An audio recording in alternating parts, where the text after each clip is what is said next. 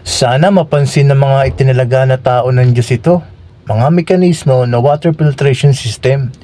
Kahit maliit lang ay pwedeng i-upgrade o palakihin upang maging panghigop ng problemang pagbaha at ang tubig baha ay ibabalik sa karagatan. Kung may makakaimbento lang po sana ng ganitong mekanismo, napalalakihin ito upang panghigop ng tubig baha at pararamihin at ikakalat sa bawat panig ng mundo o mga bayan. Makakatulong ito upang masolusyonan ang mga pagbaha. Tingnan nyo mga idol, napakalino ng tubig at mukhang malinis pa. Kung ma-upgrade natin ang ganitong mekanismo, maaaring mapakinabangan natin ito sa inaharap. Tingnan nyo guys, at di na ginagamitan ng kuryente.